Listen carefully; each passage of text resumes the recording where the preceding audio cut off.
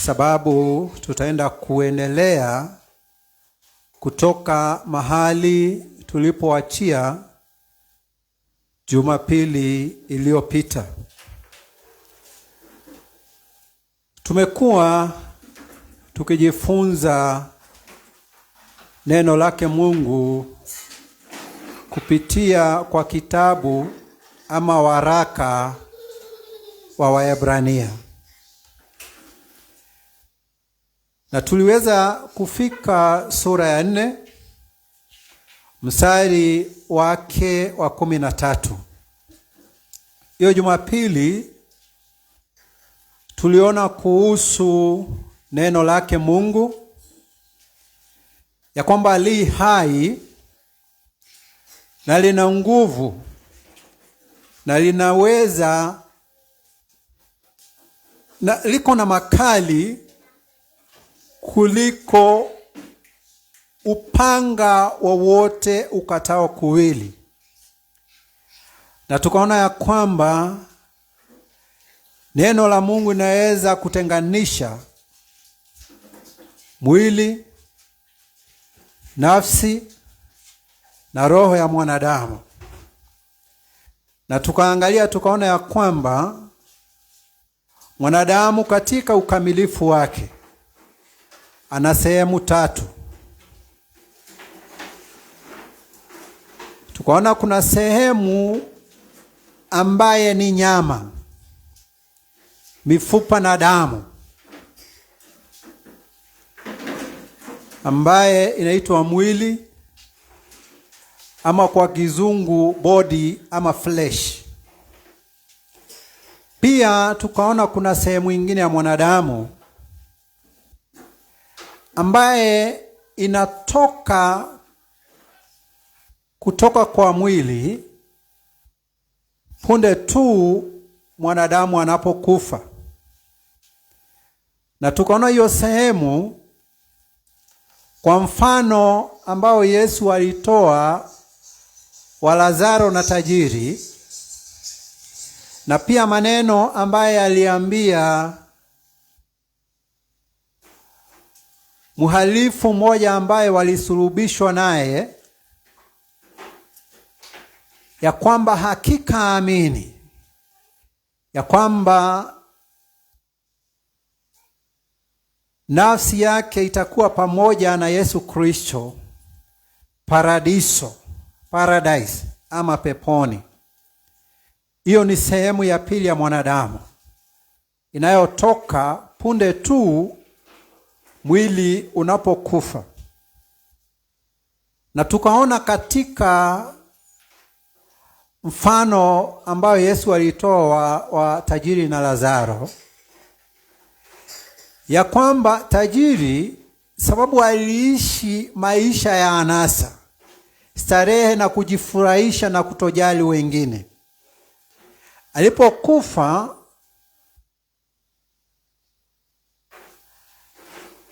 alipatikana ama nafsi yake ilienda hell ama kuzimu, hell. Na Lazaro alipokufa, sababu aliishi licha ya kuwa maskini na mtu aliyekuwa na changamoto mingi za kimaisha, alitosheka na kurithika. Naye tukaona ya kwamba nafsi yake ilienda kifuani mwa Abrahamu, mfano wa paradise. Hizo ni sehemu 2 za mwanadamu, mwili na nafsi. Na sehemu ya 3 ambaye tuliona ni hisia, hali ya kimawazo na kiakili, kuelewa kwa mwanadamu, mipango, makusudi na matamanio ya moyo wake. Tukaona hiyo ni sehemu ya 3 ambaye ni spirit.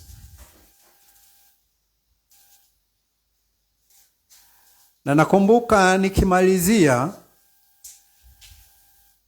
nilisema ya kwamba mtu katika asili yake, yule ambaye haja tubu dhambi zake na kuamini Yesu Kristo kama Bwana na Mwokozi maishani mwake, akapokea Roho Mtakatifu, Roho wake unapanga na kukusudia kufurahisha mwili. Nao mwili unafanya mambo ambaye ni kinyume na mapenzi yake Mungu. Na tukasoma nafikiri katika kitabu cha Wagalatia sura ya 5, tukaona sura mstari wa 19 na 21, tukaona kazi za mwili.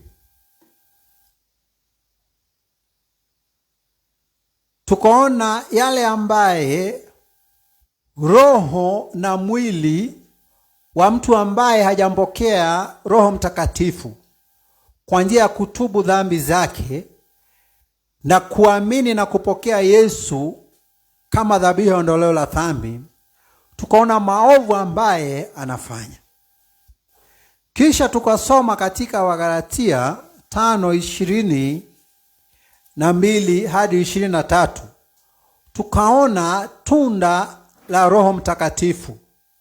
Yaani yule mtu ambaye amepokea Roho Mtakatifu, naye Roho Mtakatifu anaanza kuleta matokeo, matunda katika maisha ya huyo mtu. Na tukaona mambo ambaye huyo mtu ambaye ana Roho Mtakatifu anafanya sio kinyume cha sheria, ni mambo ambaye ni ya haki na anakubalika mbele zake Mungu. Na nikasema ya kwamba mtu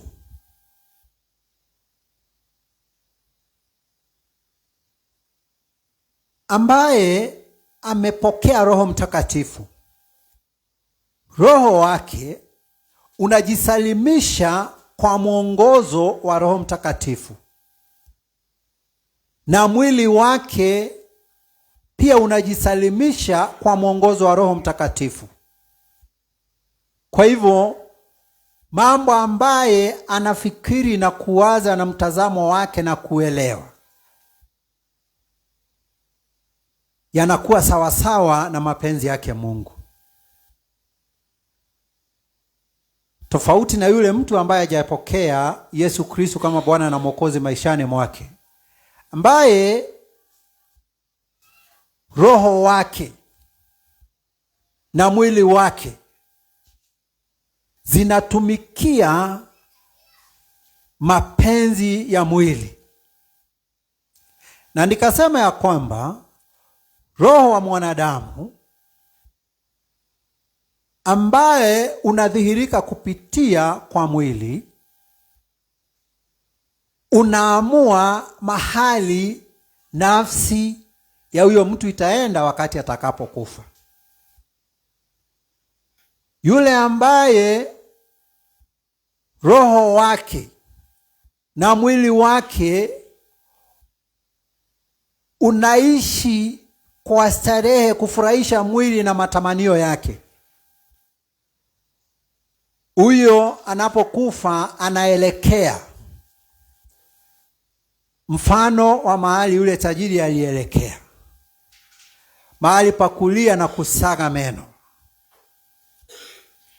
Naye mtu ambaye atatubu dhambi zake, aamini Yesu Kristo kama Bwana na Mwokozi maishani mwake, ampokee Roho Mtakatifu, roho wa huyo mwanadamu unaingiana na Roho Mtakatifu, na mwili pia unajisalimisha kwa Roho Mtakatifu. Anafanya mambo yaliyo haki Na huyo mtu anapokufa, nafsi yake inaenda paradiso, mahali pa kutulia. Hayo ni baadhi ya mambo ambaye tulijifunza siku ya Jumapili, na tukamalizia kwa kuona kuhusu huyu Mungu wetu, kwamba ni Mungu aliye kila mahali, Mungu ambaye kila mwanadamu, kila kitu, kila jambo li wazi machoni mwake. Tukasema ya kwamba mtu ambaye amejisalimisha kwa Roho Mtakatifu, mtu ambaye anatambua nguvu zilizoko katika neno lake Mungu, anajua ya kwamba Mungu ako kila mahali, na hakuna mtu, jambo ama kitu ambacho kimefichika machoni mwake. Hata Biblia ilisema ya kwamba, Biblia kizungu ilisema ya kwamba everything is naked and open before God. Kwa hivyo hautafikiri ati umeenda mbali sana kufanya mambo yako sababu watu hawakuoni ama hawakujui, useme ati Mungu hakuoni. Pia hautajificha sana pengine kwa giza ufikirie ati Mungu hakuoni. Utajua ya kwamba kila mahali, kila wakati, Mungu anaona mawazo yako, Mungu anaona mipango yako, anaona mienendo yako, anaona mipango yako. Kwa hivyo huyu Mungu wetu hakuna hilo fichika mbele zake. Hata shida zetu, matatizo yetu, changamoto zetu, vita zetu zote, hali ambazo tunapitia, zi wazi mbele yake Mungu, na neno lake lina nguvu na uwezo. Wacha tusome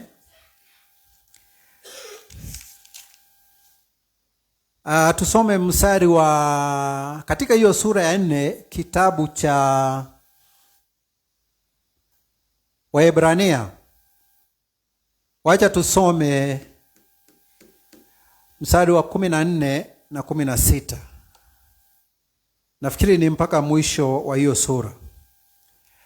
Pia nichukue nafasi kuwakaribisha katika masomo yetu ya siku ya leo. Tunawapenda katika Kristo. Karibuni. Biblia inasema hivi: basi iwapo tunaye kuhani mkuu aliyeingia katika mbingu, Yesu mwana wa Mungu, na tuyashike sana maungamo yetu, kwa kuwa hamna kuhani mkuu asiyeweza kuchukuana nasi katika mambo yetu ya udhaifu, bali yeye alijaribiwa sawasawa na sisi katika mambo yote, bila kufanya dhambi. Basi na tukikaribie kiti cha neema kwa ujasiri, ili tupewe rehema na kupata neema ya kutusaidia wakati wa mahitaji. Bwana Yesu asifiwe. Hiyo misari miwili, ama niseme ni mwanzo,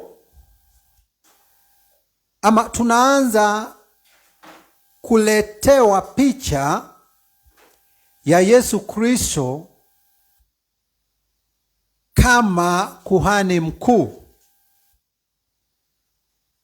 Na ni vema tuweze kujua msingi wa kuhani mkuu. Na wacha turudi katika kitabu cha Kutoka, Exodus 28, chapter 28, kuanzia mstari wa kwanza. Nafikiri sababu ya wakati Hatutasoma sura nzima, lakini ukipata nafasi yako unaweza soma hiyo sura nzima ili uweze kuelewa zaidi. Hebu tusome kwanza mstari wa kwanza, hiyo sura ya 28. Exodus chapter 28 verse 1. Biblia inasema hivi. Nawe, sasa huyu ni Mungu akiambia Musa, nawe umlete Haruni ndugu yako karibu nami, na wanawe pamoja naye miongoni mwa wana wa Israeli, ili anitumikie katika kazi ya ukuhani. Haruni na Nadabu na Abihu na Eleazari na Ithamari, wana wa Haruni. Unaona? Sasa hapa tunaona kuhani ni nani? Sababu unaona Mungu mwenyewe ndiye aliambia Musa ya kwamba alete Haruni na wana wake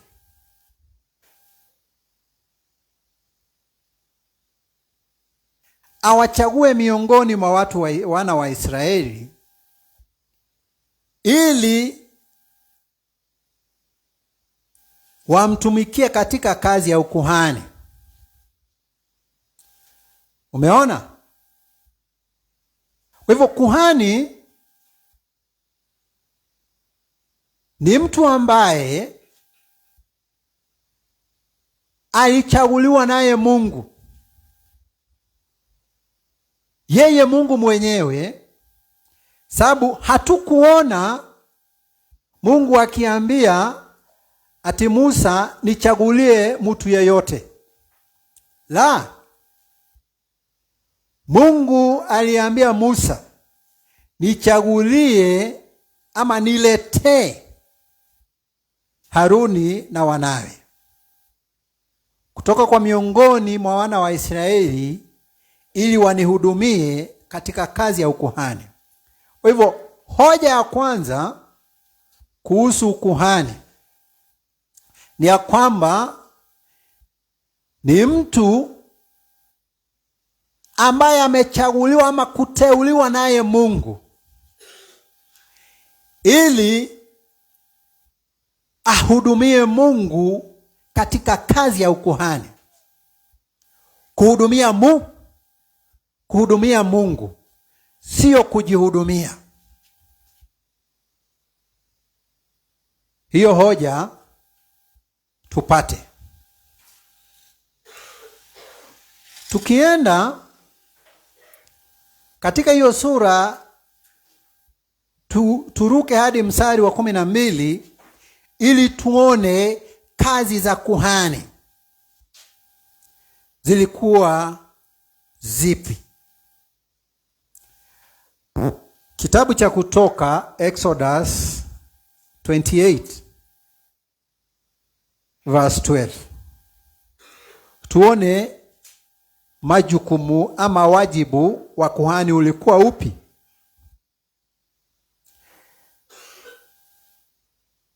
Nawe utavitia vile vito viwili juu ya vipande vya mabegani vya hiyo naivera ama ephod.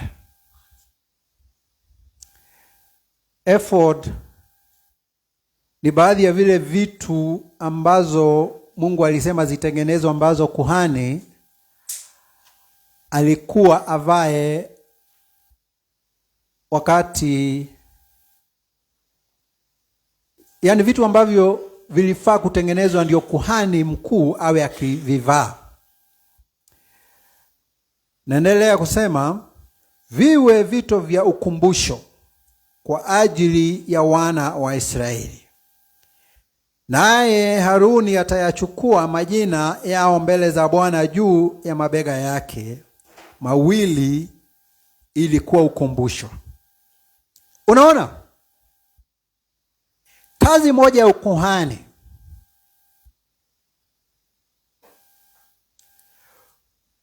ilikuwa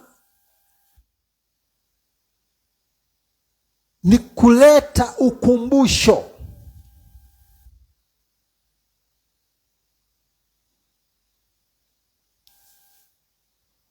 Kukumbusha, ama wakati anapovaa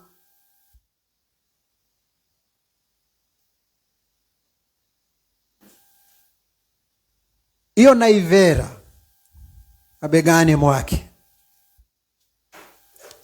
inakuwa ni ukumbusho ya jinsi Mungu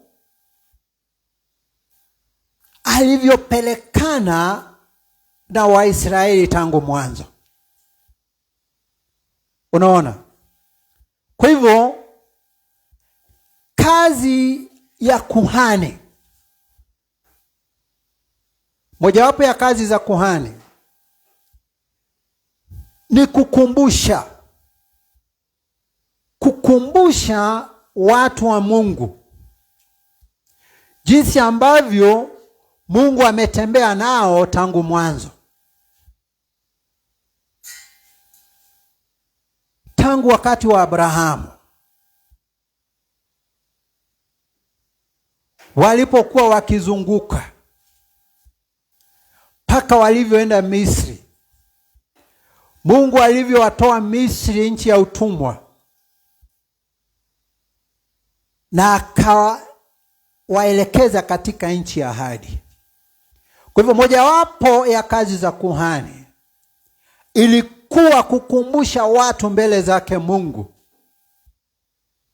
jinsi ambavyo Mungu amepelekana nao tangu mwanzo.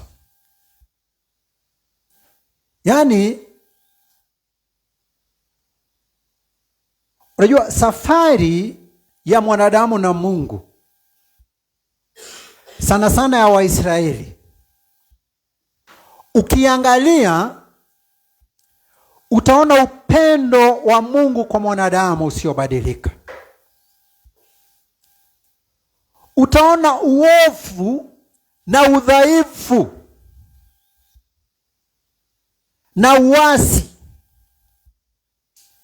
na kuteta na kulalamika na kuabudu kwa miungu na sanamu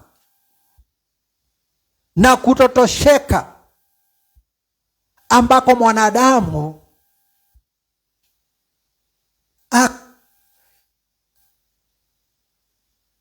mambo magumu na mazito ambaye mwanadamu ako naye dhidi yake Mungu. Na zaidi ya hayo yote, utaona uaminifu wake Mungu, sababu licha ya kufanya hayo mambo yote, Mungu alivyokuwa ameahidi ya kwamba watafika nchi ya ahadi, hakika walifika, ingawa hawakufika wote. Ukiangalia safari ya Waisraeli na Mungu, utaona nguvu, ishara na miujiza yake Mungu pamoja na watu wake. Hiyo ndio kazi ya kuhani mkuu, kukumbusha watu wa Mungu jinsi Mungu amepelekana nao tangu mwanzo.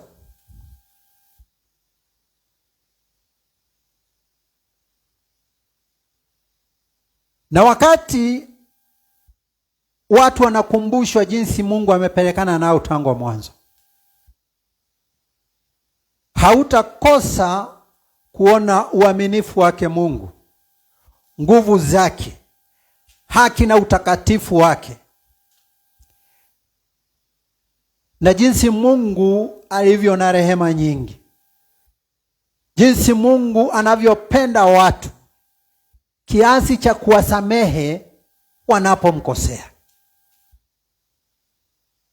Hiyo ni kazi ya kuhani. Pia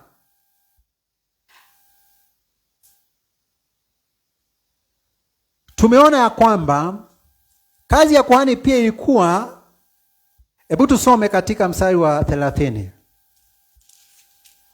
Katika hiyo sura ya 28 kitabu cha Kutoka, mstari wa 30, tuone kazi nyingine ya kuhani, iliyokuwa ya kuhani.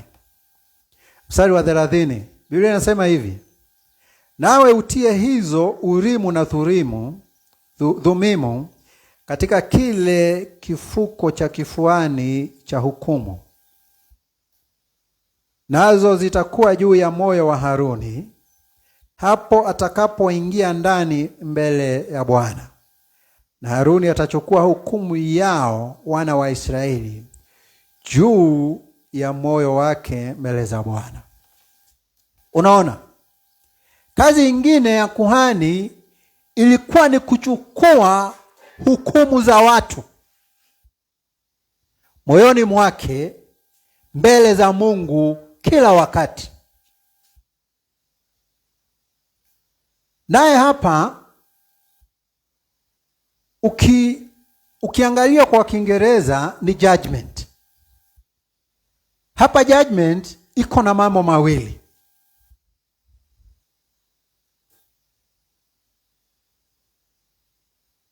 Kuhukumu upande mmoja inamaanisha yule ambaye amefanya dhambi ama maovu aambiwe kweli amefanya dhambi ama maovu na aadhibiwe kulingana na sheria. Hiyo ni upande mmoja wa hukumu. Kwa hivyo kuhani hakuwa mtu wa kufunika makosa na dhambi. Kuhani hakuwa mtu wa kupendelea katika uamuzi wake. Alikuwa mtu wa kuhukumu. Alitakikana kuwe mtu wa kuhukumu kwa haki, bila kupendelea ama kuegemea upande wowote. Upande mwingine, akisha hukumu wale wenye makosa na dhambi zao, sababu mwanadamu akikosea mwanadamu mwenzake ametenda dhambi mbele zake Mungu. Kwa mfano, neno la Mungu nasema ya kwamba usiue. Utakapoua mtu, umekosea mwenye umeua na jamaa zake, na pia umetenda dhambi mbele zake Mungu. Mfano mwingine, Biblia inasema ya kwamba usitoe ushahidi wa uongo dhidi ya mwenzako. Unapotoa ushahidi wa uongo dhidi ya mtu, umekosea huyo mtu na umetenda dhambi mbele zake Mungu. Unaponyima mtu haki ambayo ni yake, umekosea huyo uliyemnyima haki na pia umetenda dhambi mbele zake Mungu. Kwa hivyo kuhani mkuu alikuwa nabeba hukumu za wana wa Israeli moyoni mwake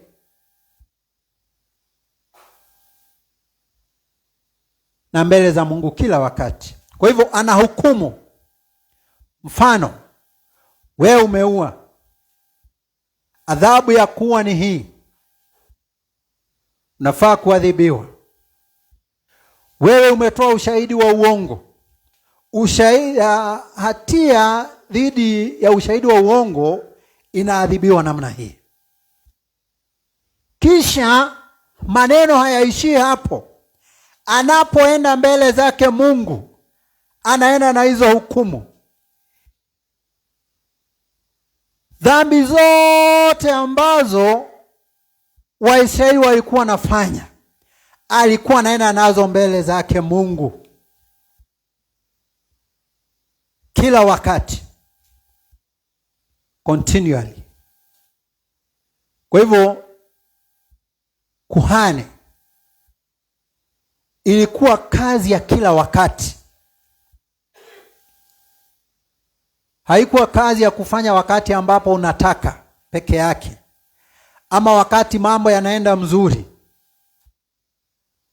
Kuhani alikuwa wa kuhudumia Mungu kila wakati.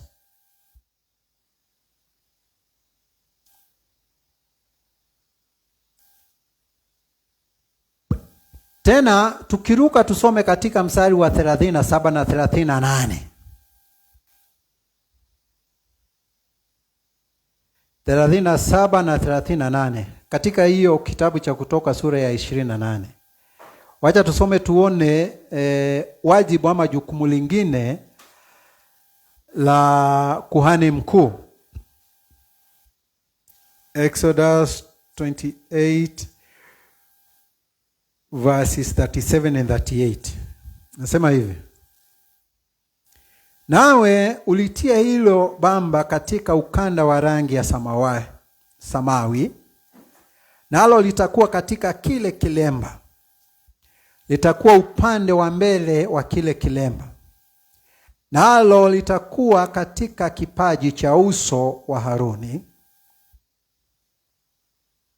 Na Haruni atauchukua uovu wa vile vitu vitakatifu watakavyo vitakasa hao wana wa Israeli katika vipawa vyao vyote vitakatifu, nalo litakuwa katika kipaji chake cha uso siku zote, ili kwamba vipate kukubaliwa mbele za Bwana. Unaona, hii katika kile kilemba cha Aroni kuhani mkuu, Mungu aliamrisha kwamba kitengenezwe kitu kama baji ama crown yenye maandiko mtakatifu kwa Bwana. Na tunaona, tumesoma tukaona sababu ya hiyo badge ama crown iliyosemekana iwekwe katika kilemba cha Haruni ambacho atakuwa kiweka kwa kichwa chake na kiwekwa upande wa mbele.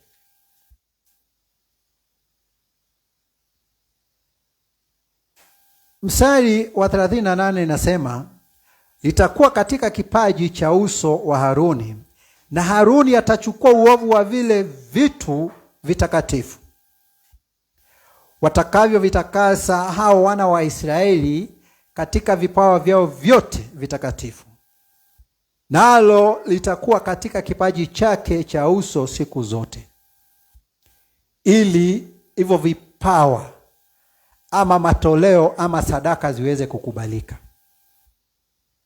Unaona? Kwa hivyo kazi ingine ya kuhani ilikuwa ni kutakasa uovu ambao pengine ungekuwa katika matoleo ambayo watu walikuwa watoe wakisema ni vitakatifu.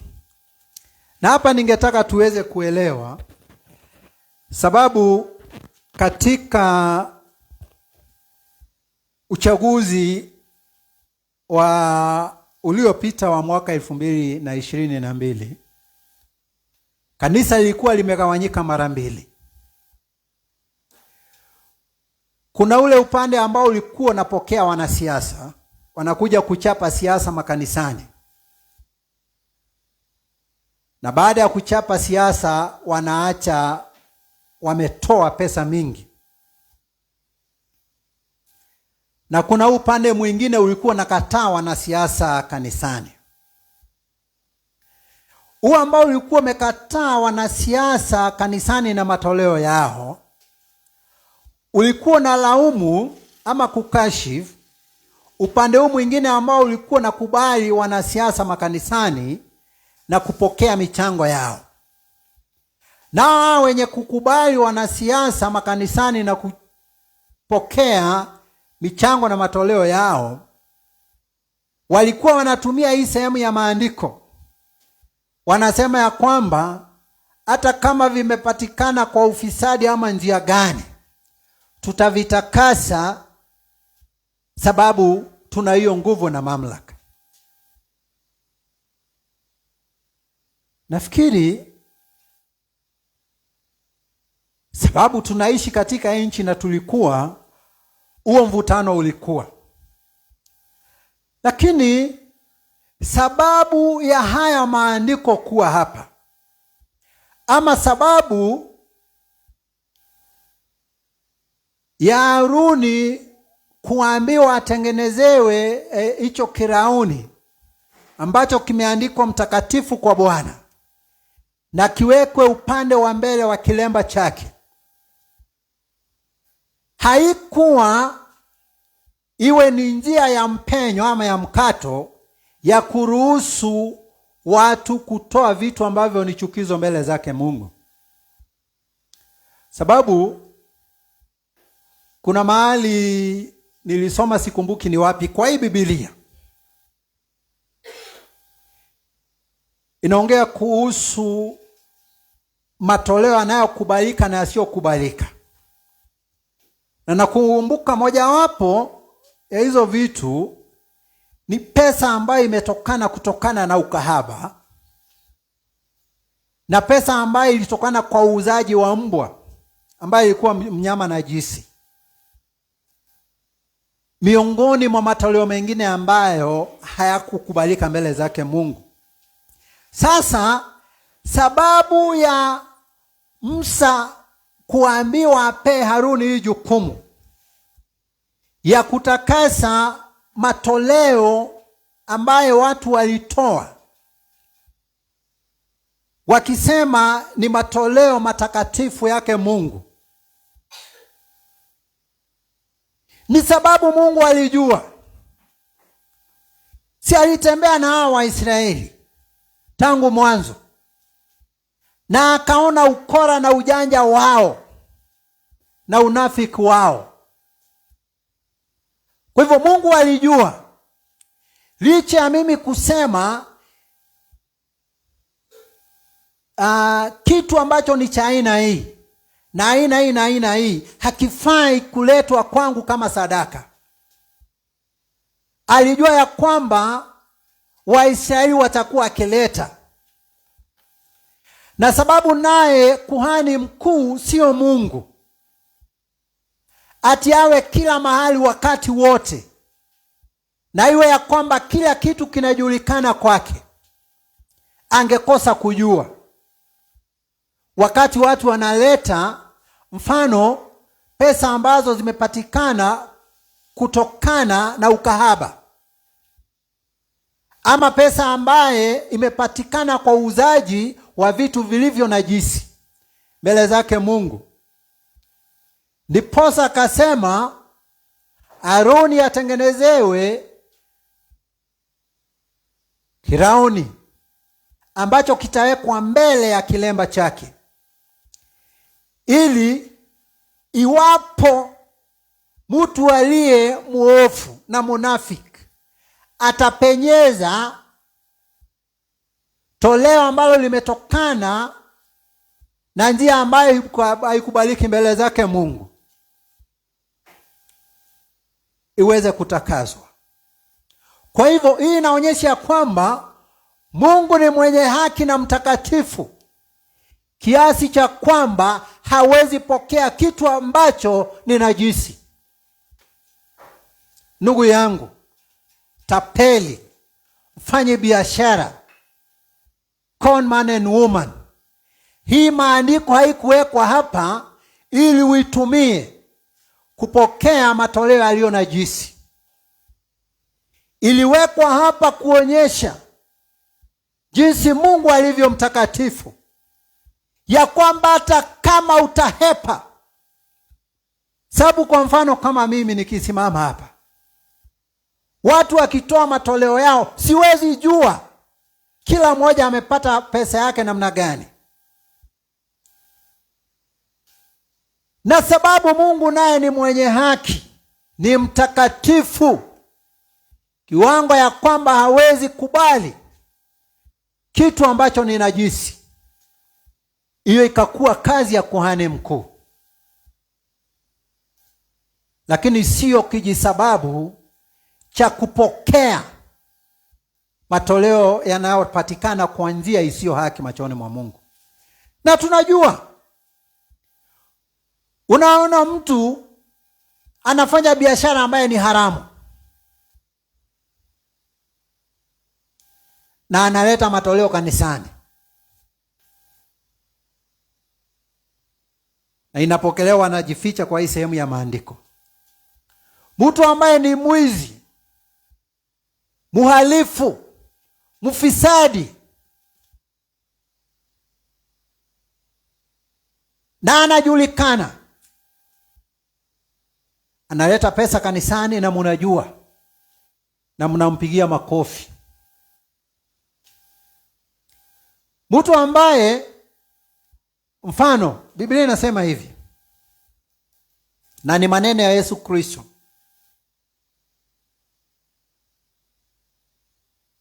yule mwanaume ambaye atafukuza bibi yake,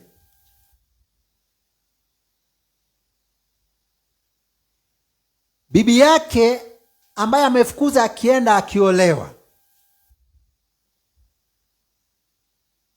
atakuwa akifanya usherati na mwenye kumuoa.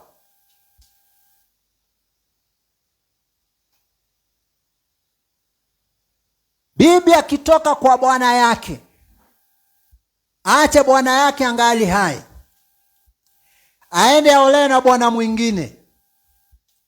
Yesu mwenyewe alisema ya kwamba hao watu watakuwa wakishiriki usherati. Sasa mfano mzuri, mwanaume ametupa bibi nyumbani, kazini ama mjini, amechukua mwanamke mwingine, amemfuga.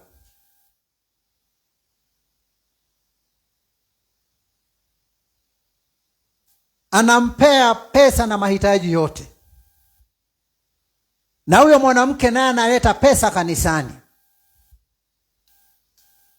Hiyo pesa haistahili kuletwa kanisani, sababu imepatikana kwa njia ya usherati, kwa njia ambayo ikubaliki mbele zake Mungu. Lakini sababu, kama unajua hivyo, kama mchungaji unafaa kukashifu. Unajua sio lazima useme mama fulani. Mungu kama kuna mtu kama huyo kanisani, Mungu atakusaidia na atakuelekeza, na utanena na huyo mtu atajua. Akiwa wakusikia akose kuleta, na iwapo atakosa kusikia na wewe mchungaji haujui, hapa ndio hii sehemu inakuja. Sababu Mungu ni mwenye haki, ni mtakatifu, kiasi cha kwamba hawezi pokea kitu ambacho ni najisi. Na ndio sababu kuhani mkuu akawekwa, ili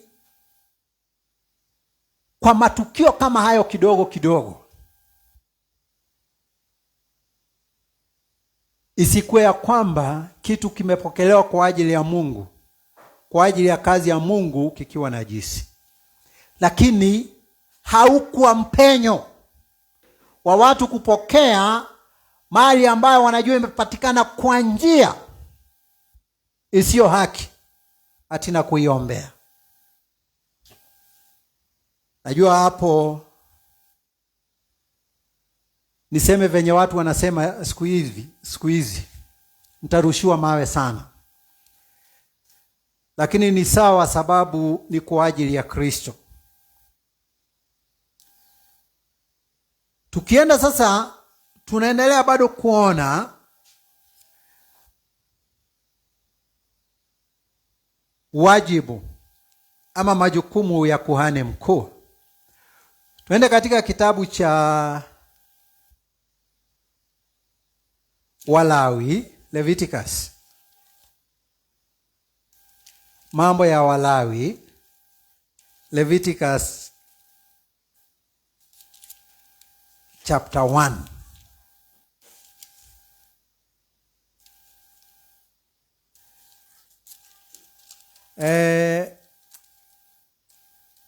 Karibu hiyo sura yote na kuendelea. Ukienda ukisoma, inaongea kuhusu dhabihu ya dhambi, sin offering, trespass offering, peace offerings, yani matoleo, sadaka ambaye yalikuwa yanatolewa na Waisraeli. Na utaona kwa njia kubwa ama wajibu moja mkubwa wa kuhani, na utapata ni kuwa alikuwa anapokea matoleo na sadaka kutoka kwa watu, kutoka kwa Waisraeli, na kwa niaba ya Waisraeli anazitoa kama sadaka na matoleo mbele zake Mungu kwa ajili ya watu. Unaona, ilikuwa ni kupokea matoleo na sadaka kutoka kwa watu na kuzitoa ibada kwa Mungu kwa ajili ya watu. Kwa hivyo hiyo ndilikuwa jukumu kubwa la kuhani ama ukuhani, kupokea sadaka, matoleo kutoka kwa watu na kutoa ibada na dhabihu kwa Mungu kwa ajili ya watu. Yaani kuhani mkuu alikuwa ni kama daraja kati ama baina ya watu wa Mungu na Mungu kuhusiana na matoleo, sadaka na dhabihu ambazo zilikuwa zinatolewa kwa ajili ya ibada. Umeona? Tumeona kwa njia isiyo ya ndani sana kuhusu majukumu ya kuhani mkuu.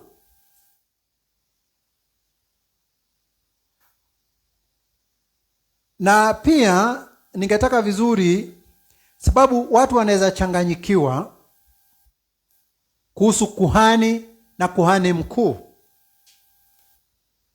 Wacha tusome katika Walawi sura ya 21, Leviticus 21.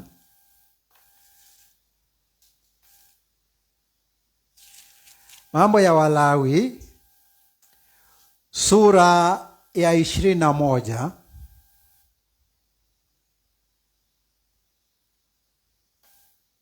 mstari wa 10. Unaona, kama unaweza rudisha mawazo yako nyuma mahali tulitangulia kusoma Kutoka 28 Exodus 28 verse 1. Tuliona ya kwamba kuhani ni mtu ambaye ameteuliwa naye Mungu ili amhudumie Mungu. Yaani kijumla huyo ni kuhani. Lakini wacha sasa tujue tofauti ya kuhani na kuhani mkuu. Ama mtu alikuwa na kuwaje kuhani mkuu? Sasa tusome katika Walawi 20 mstari wa 10. Biblia inasema nini? Inasema hivi: naye aliye kuhani mkuu katika nduguze. Sikia. Naye aliye kuhani mkuu katika nduguze, ambaye mafuta ya kutiwa yamemiminiwa kichwani mwake, naye akawekwa wakfu ili avae hayo mavazi, yeye hataziacha wazi nywele za kichwa chake, wala hatazirarua nguo zake. Umeona? Huo mstari mmoja umeeleza vizuri sana jinsi ambavyo mtu alikuwa anakuwa kuhani mkuu. Hebu tusome tena sasa kwa kukata. Huo mstari wa 10 katika Walawi sura 21. Unaanza hivi: naye aliye kuhani mkuu katika nduguze. Yaani yule aliye kuhani mkuu katika ndugu zake wa Israeli. Sasa wacha tuone njia moja ya kuwa kuhani mkuu.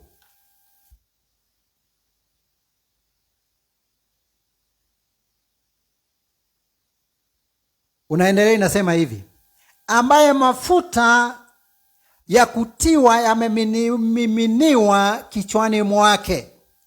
Unaona, hiyo ilikuwa njia moja ya kuwa kuhani mkuu, na ndiyo njia ambaye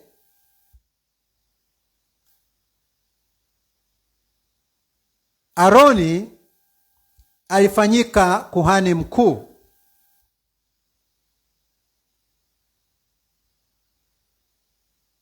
Hebu turudi tu kidogo katika Kutoka 29, Exodus 29, tuone jinsi ambavyo Aroni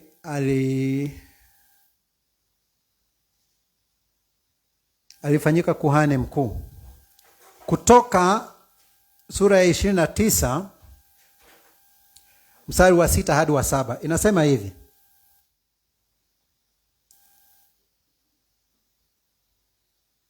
nawe mvike kilemba kichwani, na ile taji takatifu utaitia katika kilemba chake.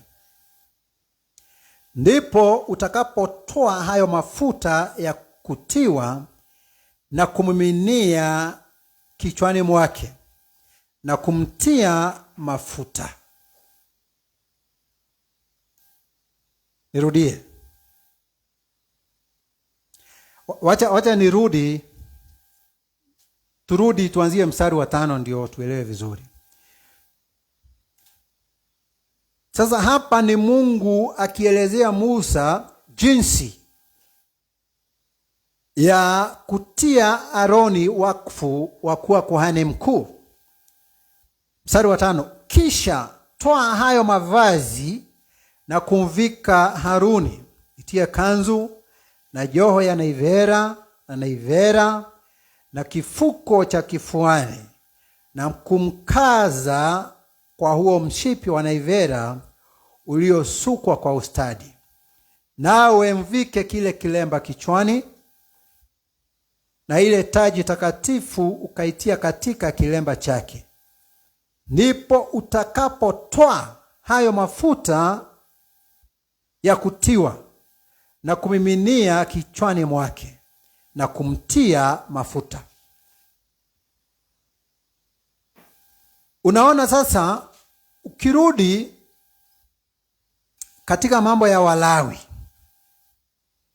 20:10, unaona, naye aliye kuhani mkuu katika ndugu zake, ambaye mafuta ya kutiwa yamemiminiwa kichwani mwake.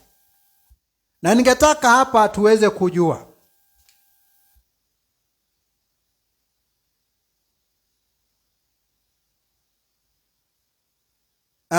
Aroni alimiminiwa mafuta kichwani mwake baada ya kuvalishwa manguo ya ukuhani. Kwa hivyo miongoni mwa Aroni na wana wake ambao Mungu aliita wawe wamhudumie kama makuhani, hiyo ishara ya kutiwa mafuta juu ya Aroni ilionyesha kwamba yeye ndiye alikuwa kuhani mkuu miongoni mwa nyumba yake. Kwa hivyo njia moja ambaye Mungu alikuwa anatumia kutia wakfu kuhani mkuu ilikuwa kwa kumtia mafuta juu ya kilemba chake, mafuta ya kumiminiwa. Sasa wacha tena twende katika Kutoka 30:30.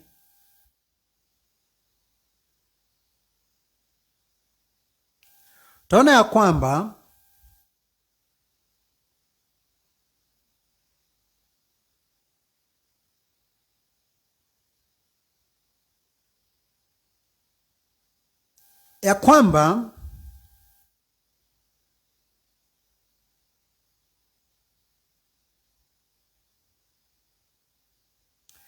kuna utofauti wa mavazi ambayo kuhani mkuu alikuwa anavaa na mavazi ambaye hawa makuhani wa kawaida walikuwa navaa. Ukisoma Kutoka Kutoka sura ya 29 mstari wa kwanza hadi wa 9, utaona kuna manguo ya ukuhani ambaye Aroni peke yake ndiye aliyevaa, na pia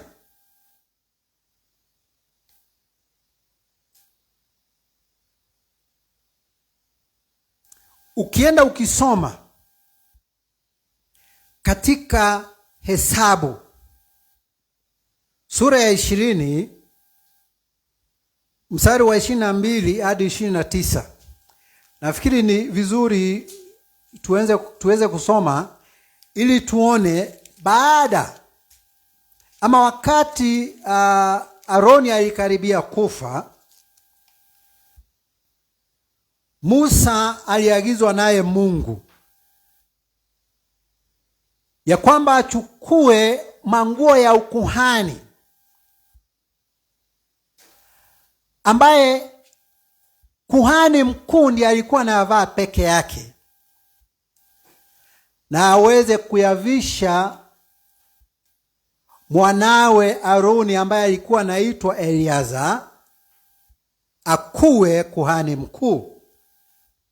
Hebu tusome Hesabu ama Numbers chapter 20 verse 22 to 29. Wacha nitasoma nikifululiza.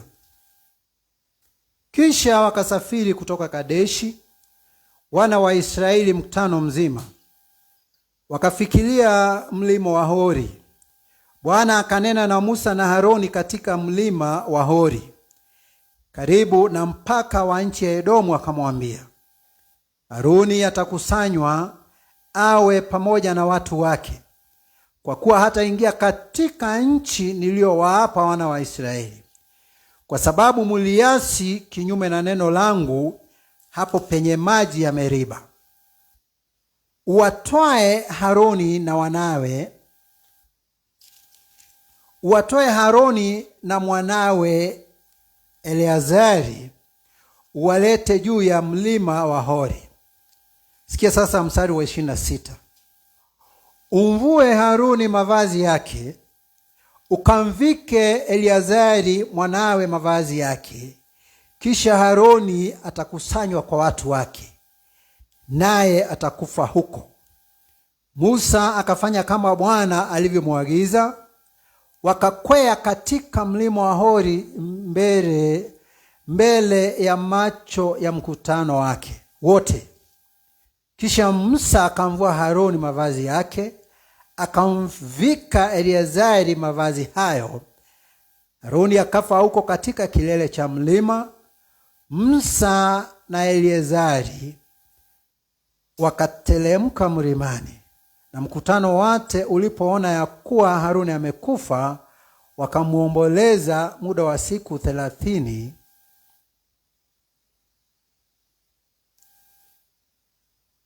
Muda wa siku 30, maana nyumba yote ya Israeli ikamuombolea. Bwana asifiwe. Unaona sasa, wakati ilifika nyakati za Haroni ambaye alikuwa kuhani mkuu kuaga, Mungu akaamrisha Musa ya kwamba achukue kuhani mkuu Haroni pamoja na mwanawe Eleazari, waende juu ama kileleni cha mlima Hori. Hapo avue manguo ya ukuhani kutoka kwa Haroni, manguo ya ukuhani mkuu kutoka kwa Haroni, ayavalishe mwanawe Eleazari ili achukue wadhifa wa kuwa kuhani mkuu. Na tunaona ya kwamba wakati ama baada ya manguo ya kuhani mkuu kutolewa kwa Haroni na kuvalishwa mwanawe Eleazari, Haruni hakutoka huko mlimani, alikufa huko, naye mwanawe Eleazari akaendelea kuwa kuhani mkuu. Kwa hivyo mtu alikuwa anakuwa kuhani mkuu kwa hizo njia mbili. Haruni ambaye alikuwa ni kuhani mkuu wa kwanza, ambaye ukuhani mkuu uliitwa kwa nyumba yake, Aaronic priesthood, akatiliwa mafuta. Lakini sasa kuanzia hapo, mavazi ilikuwa inatolewa tu kwa kuhani mkuu anayeondoka, inavalishwa kwa kuhani mkuu atakayeendeleza. Kwa hivyo hiyo ndio namna ambaye mtu alikuwa anakuwa kuhani mkuu. Tukisha kuwa tumejua hivyo,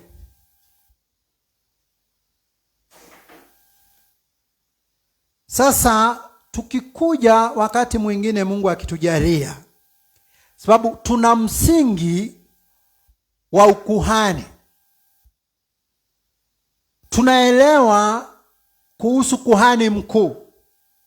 Sababu tulisoma tukaona katika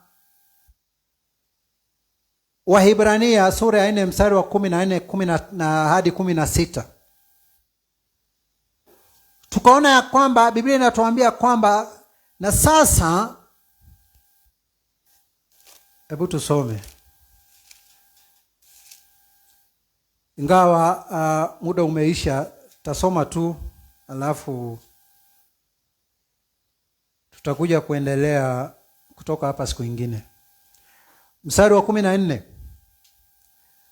Waraka wa Ibrania sura ya 4. Biblia inasema hivi: basi iwapo tunaye kuhani mkuu aliyeingia katika mbingu, Yesu mwana wa Mungu, na tuyashike sana maungamo yake. Unaona? Kama kweli wewe Yesu ni kuhani mkuu wako,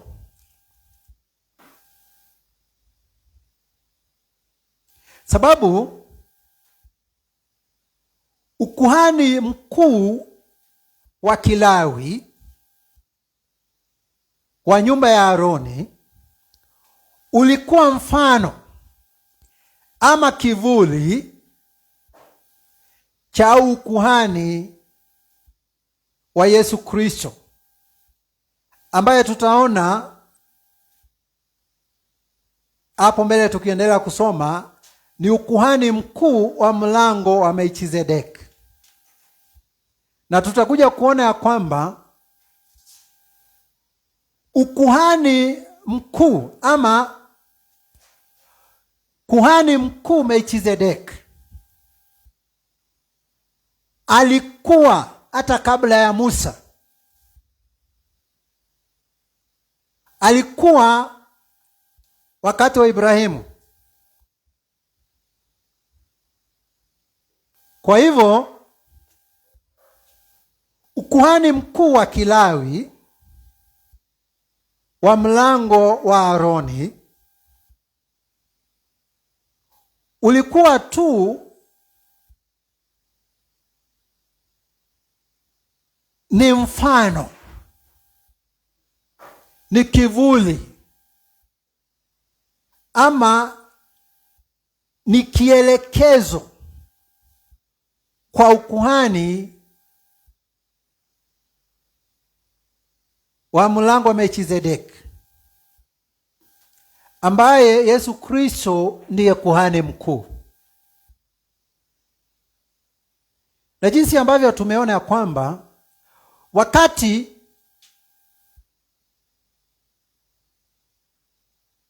wakati Musa aliambiwa atwae Aroni na wanawe ili wawe makuhani wa kuhudumia Mungu, tumesoma tukaona ya kwamba Aroni ndiye aliyetiliwa mafuta ya kumiminiwa kama kuhani mkuu. Na ukisoma katika kitabu cha Walawi utaona ya kwamba kuhani mkuu ndiye alikuwa anapeana mwelekeo, hata ndiye alikuwa anaongoza na kusimamia na kutekeleza dhabihu zote ambazo zilikuwa zinafanyika katika hema ya mkutano ama katika hekalu. Hawa makuhani wengine walikuwa chini ya mamlaka na mwongozo wake. Kwa hivyo kama kweli Yesu Kristo ni kuhani mkuu, sisi wengine wote tunafaa kuwa chini yake. Sisi wengine tunafaa kufuata yale mambo ambaye Mungu anatuambia. Yesu Kristo. Hatufai, mtu yote hafai kuinuka hata kiwango cha Yesu Kristo. Hatufai hata kufikiria ndani yetu ya kwamba tunaweza jiinua kiwango cha Yesu Kristo. Na hiki kitabu cha ama huu waraka wa Ibrania, kwa wale ambao wamedanganyika na matapeli ambao wanachukua mafunzo yaliyoko katika Agano la Kale kuhusu dhabihu na matoleo na ibada na mambo mengine hayo kama biashara. Mungu akikujalia ufuatilie mafunzo ya kweli kupitia kwa hiki kitabu, utakuwa huru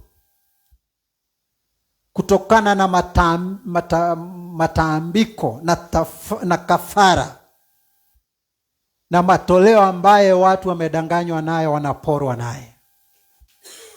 Sababu si unaona Biblia imetuambia kwamba kuhani mkuu wetu Yesu Kristo aliingia mbinguni. Kuhani mkuu wetu hayuko hapa ulimwenguni kwa njia ya mwili. Hapana. Hapa duniani saa hii hakuna mtu ambaye atajiita kuhani mkuu. Na tutaona Biblia ikisema ya kwamba kama ukuhani mkuu wa mlango wa Aroni ungekuwa mkamilifu, ungeweza kukomboa watu kikamilifu, haingekuwa na haja ya Mungu kuleta ukuhani mkuu mwingine. Tutaona kupitia kwa neno lake Mungu. Nashukuru Mungu kwa umbali ambao tumefika, na mpaka wakati mwingine, Mungu atubariki.